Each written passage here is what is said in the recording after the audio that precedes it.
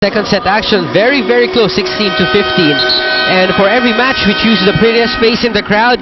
And for this game, she's Angel Vasquez. She's 21 years old. From malapit lang ang pinanggalingan niya, 13 Martires, Cavite lang naman. Walking distance, Angel Vasquez, our Shakey's face of the game. And for those of you who's been watching the Shakey's meeting, she looks familiar because she used to be the libero. The libero of Adamson. Adamson, you're right. And she is the libero of Adamson. 21 years old, and watching the games here, she gets a free pizza for being chosen as our Shakey's face of the game. 13 Martires, Cavite. Lapit lang, kapit-bahay ko lang. Lapit nito. Isang tumbling lang yan dito sa Ninoy.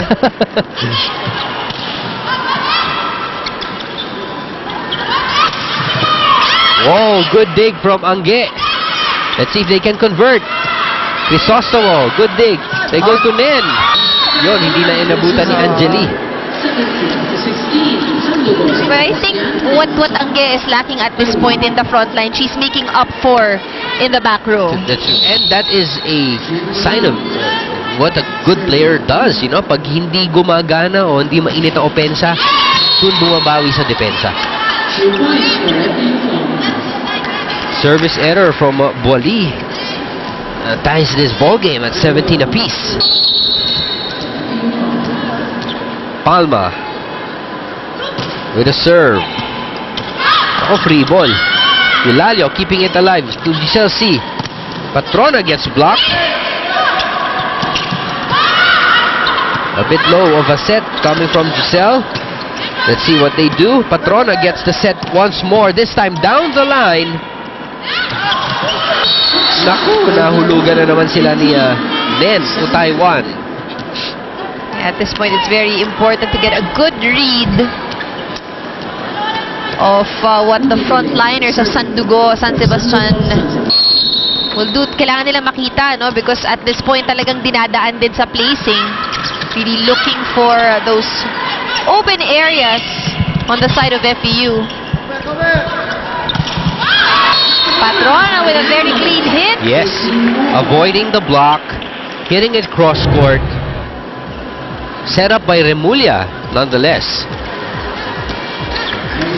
But that avoiding the tall blockers. Were they teammates before? Nag-abot ba? Nag-abot sila, diba? They played together. Good block by Eulalio.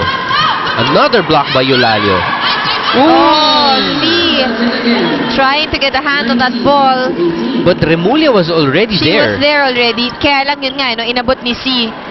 Na-disrupt yung pattern ng depensa ng FEU. Then to Patrona. Eulalio dug up by Boali. That went through. Benting.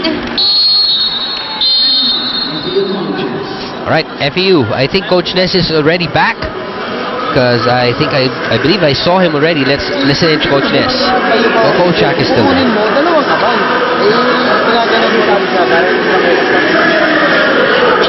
Naka-establish na yung position ng defensive. Sila.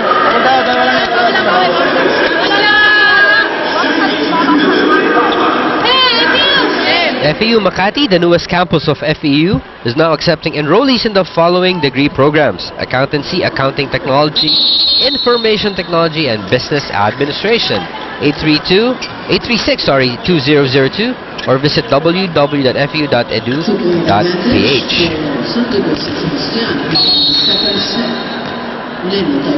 20 serving 18 here in the second set. Nen with the serve. Free ball for Sandugo San Sebastian. Benting is blocked. They go to the other side to Roses.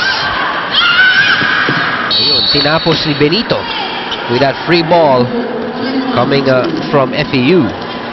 So far, what has been working for Sandugo, aside of course from yung mga malalakas silang palo, ang dami rin nilang points that they get from drop balls.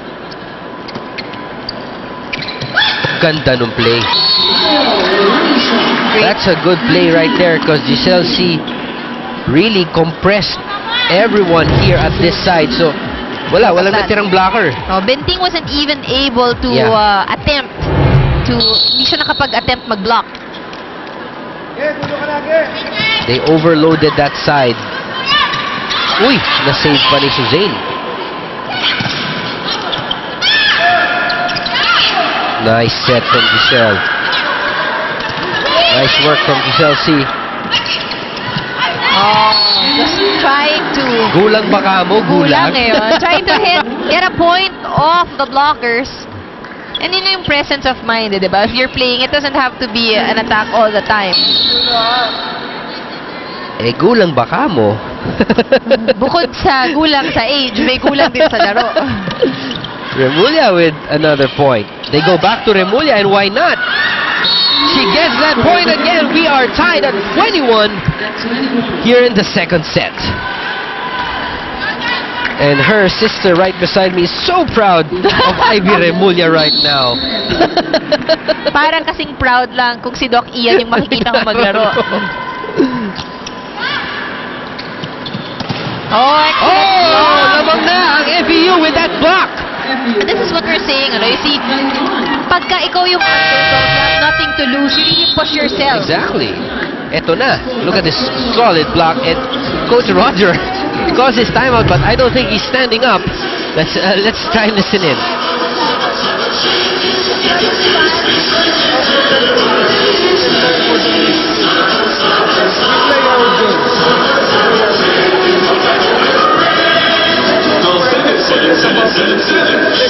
New delivery hotline. It's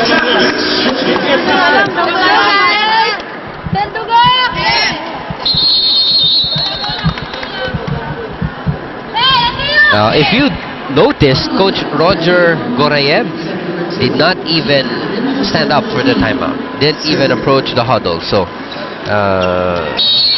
the girls just talked amongst themselves. Of course, Mr. Dennis Javier was also there of Sandugo. Let's see what play they have set up.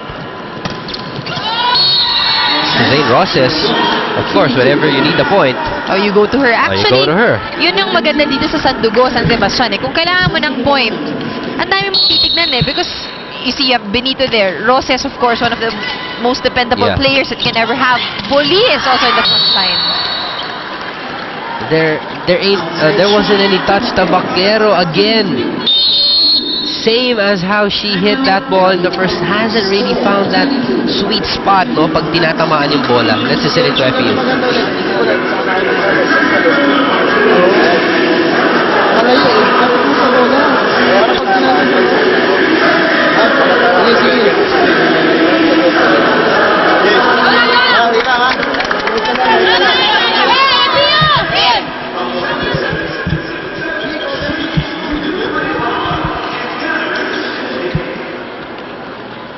Down by a point from FEU, and they are at the receiving end.